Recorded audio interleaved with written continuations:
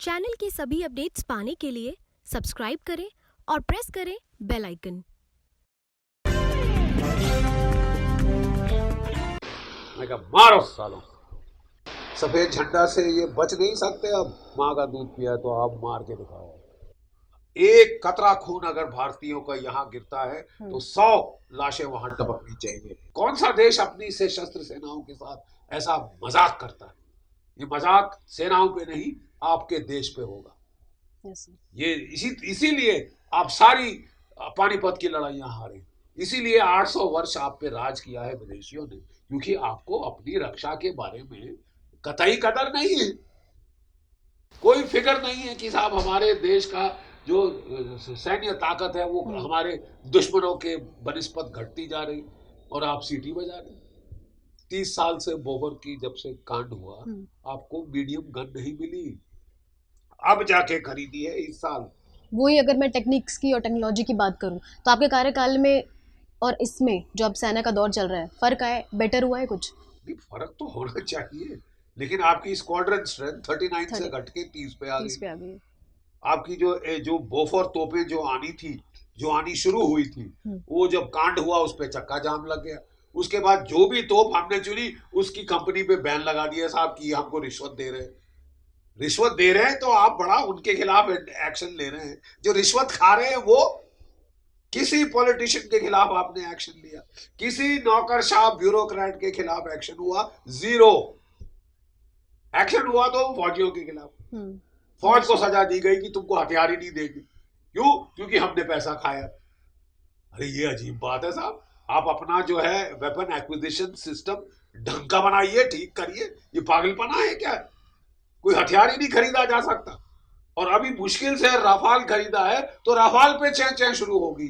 किसी और देश में बवाल खड़ा हो जाता है अगर आप कहते कि साहब हमारी एयरफोर्स की स्ट्रेंथ ऐसे गिरे जा रही है और आप जहाज नहीं ले रहे।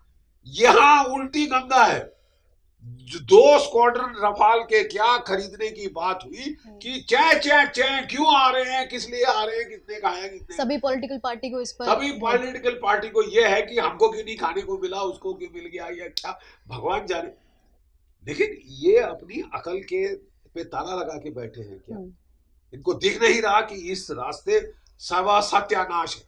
तभी बालाकोट के बाद आप लड़ाई बढ़ा नहीं सके क्योंकि आपके पास हथियार नहीं थे, आपके पास एमिनेशन नहीं। क्या वो पत्थर मार के लड़ेगा? टैंकों का एमिनेशन नहीं। जो एमिनेशन बन रहा देश में उसमें डिफेक्ट निकल रहे, किसी को फिक्र नहीं।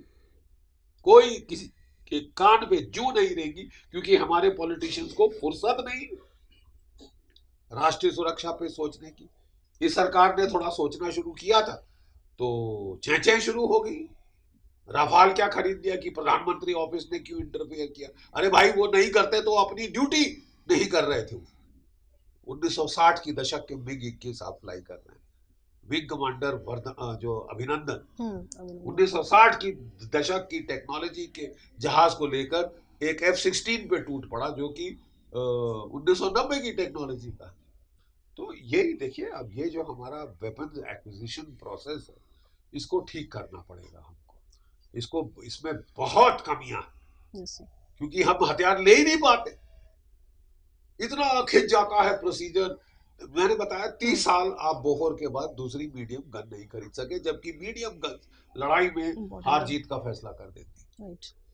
सर, जो आपका कार्यकाल था तब की रणनीतियां और आज की रणनीतियों में कुछ बदलाव आया है?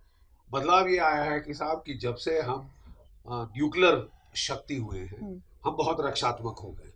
इस देश में एक धारणा फैला दी गई कि अगर हमारा एक भी सिपाही लाइन ऑफ कंट्रोल के या बॉर्डर के पार गया तो पाकिस्तान हम पे न्यूक्लियर बमों की बरसात शुरू कर देगा। अरे पाकिस्तान मतलब कोई हुआ तो नहीं है, उनको अपनी जान की फिक्र नहीं। हमारे पास भी न्यूक्लियर एटमी हथियार है और जब कारगिल का युद्ध हुआ तो 3 महीने तकरीबन युद्ध चला। कितने एटम बम आपने यहाँ गिरते देखे? फालतू हवा बना के डर के अपने आप को मरा रहे थे कि हम तो कुछ नहीं कर सकते पाकिस्तान के खिलाफ। अब जब किया तो क्या किया पाकिस्तान ने? कौन से न्यूक्लियर बम फोड़े? बालाकोट के बाद कौन सा बम फोड़ा पाकिस्तान ने? मैं पूछता हूँ आपसे, कौन सा बम फोड़ा? तब इस ये गीदड़ भपकी से डर के आप ठंडे पसीने अपने माथे पे निकाल लो तो किसकी गलती? तो अब इस माहौल में पाकिस्तान के अलावा किसी और से भी डरने की जरूरत है? बहुतों से डरने की जरूरत है। सबसे पहले तो आपको चीन से डरने की जरूरत है, क्योंकि जो आपके मेन चैलेंजर, मेन ताकत जो आपके खिलाफ है वो चीन है। वो बहुत शातिर दिमाग है, वो खुद नहीं लड़ रहे, वो पाकिस्तान को मोहरा बनाकर आपसे लड़ रहे। तो वो तो आपको आखिरी पाकिस्तानी तक लड़ेगा बगैर खुद लड़े, और खुद भी वो अपनी ताकत तिब्बत में बढ़ा रहा है। लॉन्ग रेंज खतरा आपका जो है चीन से है, लेकिन सबसे बड़ी सरदर्द आपकी पाकिस्तान है, जो ना चैन से जिएंगे ना किसी और को जीने देंगे, ना भारतवर्ष को, ना अफगानिस्तान को, ना ईरान को, ना बांग्लादेश को, ना श्रीलंका को। अभी जो हाल में श्रीलंका में कांड हुआ है, टेरर कांड ईस्टर का, वो भी तो उसके पीछे भी आप थोड़ा झांके तो आपको पाकिस्तान की आईएसआई के हथकंडे दिखाई देंगे। सर, आपके कारगिल युद्ध के जो एक्सपीरियंस आप हमें कुछ शेयर करना चाहेंगे हमारे साथ? देखिए, मैं कारगिल में था 1990-91 में, जबकि पहली वहां पे ऑप इंट्रूजन दानुनांग वहां हुई थी और बड़ी झड़पें चली थी। मेरी पलटन के 6 जवान शहीद हुए थे, 21 घायल हुए थे लड़ते लड़ते। एक वीर चक्र मरणोपरांत मिला था मेरे लड़कों को, 25 अवार्ड मिले थे।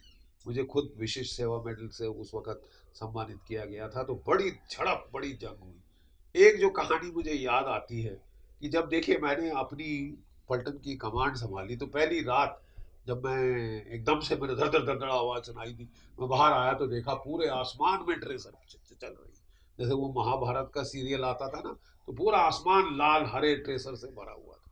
तो मैं बड़ा हैरान हुआ, क्या वो पता चला साहब कि ये क्रिकेट मैच जीत गए और हम पे फायर कर रहे हैं। तो ये मतलब वहां का माहौल था। वहां पे बड़े आदेश थे कि वो सारी हाइट्स पाकिस्तान ने इंट्रूजन करके पकड़ ली थी, और हम लोग नीचे थे, वो ऊपर बैठते थे, और बहुत नुकसान किया था। हमारे जो पहली पलटन थी उसके तो कोई 40 मारे थे और कोई 150 से ज़्यादा उसमें घायल हुए थे। तो वो पलटन को वहाँ से हटाना पड़ा, इतना नुकसान हुआ था। तो हमको कहा गया था कि भाई इनको मत छेड़ो, ये करो, क्योंकि तुम डिसएडवांटेज पे हो। हमने कहा डिसएडवांटेज की ऐसी की तैसी, हमको तो इसको कुछ करना पड़ेगा। तो मैंने काफ़ी आगे बढ़ के अपने पोस्टों को स्ट्रेंथन किया। एक पोस्ट जो था वहाँ बीएसएफ थी, तो वो खाकी वर्दी देख के उन्होंने खास टारगेट बनाया उस पोस्ट को, और वहाँ पे जो मट्टी के तेल के बैरल थे उन पे आग लगा दी सारी। हाँ, और बहुत नुकसान हुआ।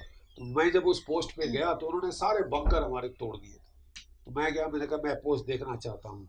तो वो इंस्पेक्टर आया, बोला साहब इसके आगे नहीं जाते। मैंने बोला क्यों? साहब बहुत फायर आता। मैंने कहा बकवास मत करो कि मैं अपने पोस्ट में नहीं जाऊँगा, फायर आता। तो मैं आगे गया। जब मैं आगे गया तो एक हमारी डिटैचमेंट थी वहाँ पे एयर डिफेंस गन की। जो हमारा एयर डिफेंस गनर था उसने मेरे को बोला कि साहब यहाँ पे जो है हमारी बहुत बेइज्जती हुई है साहब, और आपको इसका बदला लेना पड़ेगा। तो मैंने कहा क्यों, कैसे बेइज्जती हुई? बोले साहब ये पाकिस्तानी एक L-70 एयर गन लाए थे जिसकी रेंज मेरे से ज़्यादा है, उसको उसकी रेंज के बाहर रखा, उन्होंने इतना मारा इस पोस्ट पे, सारे ये जला दिए, क्या कहते हैं जो के ऑयल के बैरल्स। तो कहता साहब मैंने फायर करने की कोशिश की तो इन लोगों ने मुझे रोक दिया कि भाई हमारा नुकसान बहुत हो रहा है। और तब पाकिस्तानियों ने क्या किया साहब कि उन्होंने खूब मारा, इनके सारे बंकर तोड़ दिए, और उसके बाद वो फायर बंद किया, अपने बंकरों की छत पे निकल के आए और भंगड़ा किया। तो बड़ी बेइज्जती हुई है साहब हमारी फौज की, आपको इसका बदला लेना पड़ेगा। मैंने कहा अच्छा। मैं एकदम वापस गया, मैंने बात करी अपने कमांडर से, बताया कि साहब ये तो यहाँ पे ऐसा हुआ। तो उन्होंने बोला कि यहाँ पे अपने ट्रूप्स भेजो। तो हमने वहाँ पे जो मेरी बेस्ट प्लेटून कमांडर था सूबेदार शेर सिंह, उसको भेजा, अपनी लड़कों के साथ रीइंफोर्स किया उस पोस्ट को, एंटी टैंक गन वहाँ पहुँचाई। फिर वहाँ पे एक जो आर्टिलरी की तोप थी उसको हमने तोड़ के 10 हिस्सों में बांटा और खच्चरों से ऊपर पहुँचाया। इतनी स्टीप चढ़ाई थी कि खच्चर लुढ़क गए। तो फिर हमने गांव वालों को पकड़ा और उनको बांस के साथ उठा के वो तोप को ऊपर ले गए, तोप को असेंबल किया। 1 महीना मैंने इनको दिया तैयार होने के लिए, एमुनेशन स्टॉक कर लिया, सारे बंकर रिपेयर किए। मैंने कहा जब तुम लड़ने के लिए तैयार हो मुझे बता दो। तो फिर 1-2 महीने के बाद उन्होंने बोला हाँ साहब हम तैयार हैं। तो मैंने कहा ठीक है। मैं वहाँ पहुँच गया, सबसे ऊँचे पोस्ट पे खड़ा हो गया। मैंने कहा मारो सालों, और हमारी तोपों ने फायर शुरू किया। वो तो पहाड़ पे तो जैसे वो बंकर टूट के पत्थरों का झरना शुरू हो, झरना जैसे चलता है। और वो पाकिस्तानी चिल्लाए ग्राही पागल हो गए, वो पागल हो गए, और सब डर के मारे वो पिछले स्लोप पे भाग गए। झुक गए और मारा हमने अच्छी तरह से, 1 घंटा मार मारी। तो उसके बाद पाकिस्तानियों ने सफ़ेद झंडा खड़ा कर दिया, हमारी बस हो गई। तो जो मेरे साथ जवान था उसने मेरे को बोला कि सर वो सफ़ेद झंडा खड़ा कर। मैंने देखा, मेरे को भी दिख गया। तो मैंने उससे पूछा तेरे को दिख रहा है? अब बेचारा वो असमंजस में पड़ गया कि झंडा तो दिख रहा है सफ़ेद, लेकिन मेरा कर्नल मेरे से पूछ रहा है कि तुमको दिख रहा है? बोले हाँ सर। तेरे को दिख रहा है? बोले नो सर। मैं कहा मारो इनको और अच्छी मार लगाओ, सफ़ेद झंडा से ये बच नहीं सकते। अब इन्होंने 2 साल तंग किया है हमारे को, हमारे से पहली पलटन के नाक में दम कर रखा था। अब इनको पड़ रही है तो सफ़ेद झंडे से कहानी खत्म हो जाएगी? कोई खत्म नहीं होगी। मारो अच्छी तरह। 1 घंटा और मार पड़ी उनकी तो उफ खड़ी हो गई। वो तो सफ़ेद झंडा भी टूट के गिर गया वहाँ। तो फिर लड़के बोले साहब अब मज़ा नहीं आ रहा, ये जवाब नहीं दे रहे। अच्छा, जवाब क्या देते, उनकी तो हालत खस्ता हो गई थी। फिर हमने कहा सूबेदार मेजर साहब सीटी बजाओ। उन्होंने सीटी बजाई, बोला फायर बंद।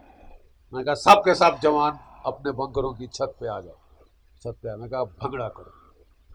और हमने वहाँ पे भंगड़ा किया आधा घंटा, और पाकिस्तान की जुर्रत नहीं हुई। भंगड़े का मतलब था कि माँ का दूध पिया है तो आप मार के दिखाओ, अब चलाओ गोली। सबसे पहले जो हमारे हथियारों की आयुध पूर्ति है उसको वो पूरा करें, हमारा एमुनेशन जो ठीक नहीं उसको ठीक करें, एयरफोर्स की ताकत को बढ़ाएं, हमारी जो मीडियम गनें आनी हैं उनको वो लाएं, हमारी पनडुब्बियां जो कम पड़ रही हैं उनको ठीक करें, हमारी फाइटर स्क्वाड्रन की स्ट्रेंथ को ठीक करें। ये बहुत अनिवार्य है कि हम अपनी सैन्य ताकत को जल्द से जल्द बढ़ाएं। हम उम्मीद करते हैं कि वो जॉब्स भी बढ़ाएं। वो जो बीच में बात हो रही थी कि फौज को कम कर दिया जाए, बहुत आदमी, अरे साहब यहाँ नौकरी नहीं मिल रही और यहाँ पे लोग फौज की ताकत कम कर रहे हैं। हमारी जो जॉब्स क्रिएशन करना बहुत ज़रूरी है। हमारी उनसे गुजारिश होगी कि हम टूरिज्म को बढ़ावा दें ताकि बच्चों को सबको जॉब्स मिले। एग्रीकल्चर पे जोर देना ज़रूरी है, एग्रीकल्चर की स्ट्रक्चरल चेंजेस ज़रूरी है।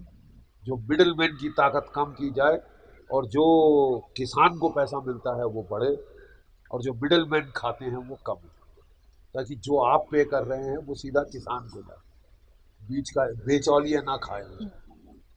सर अब मेरा आखिरी सवाल ये है कि आपकी पीढ़ी में पाकिस्तानियों के 2 टुकड़े किए, नस्ते नाबूद किए 71 की लड़ाई में, और अब जो हमारी युवा पीढ़ी है उनसे आपको क्या उम्मीद है? देखिए साहब, हमारा पाकिस्तान के आवाम से कोई वैर नहीं, कोई वैमनस्य नहीं। वो जब भी मिलते हैं हमको बाहर कहीं इंग्लैंड में अमेरिका में तो अच्छे से ही मिलते हैं, लेकिन पाकिस्तान के फौजी हुक्मरानों से, पाकिस्तान की ISI ने जिसने हमारे 80,000 लोग शहीद किए उनको हम कभी माफ़ नहीं कर सकते। ना वो चैन से जीते हैं ना किसी को चैन से जीने देते हैं। वो सरदर्द हैं अपने सारे पड़ोसियों के लिए, वो सरदर्द हैं इस दुनिया के लिए। और ऐसा पाकिस्तान अगर बाज नहीं आया, हमारी पीढ़ी ने 71 की लड़ाई में पाकिस्तान के 2 टुकड़े किए थे, और मेरी उम्मीद है कि आपकी युवा पीढ़ी, आप लोग जो हैं, अगर पाकिस्तान बाज ना आया तो उसके 4 टुकड़े करें। सर बहुत बहुत शुक्रिया हमसे बात करने के लिए। तो ये थे हमारे साथ retired major general GD Bakshi ji. आज के एपिसोड में इतना ही। मैं फिर हाजिर होंगी एक नई पर्सनालिटी के साथ। तब तक के लिए देखते रहिए इंडिया टाइम 24 न्यूज़। नमस्कार। चैनल की सभी अपडेट्स पाने के लिए सब्सक्राइब करें और प्रेस करें बेल आइकन।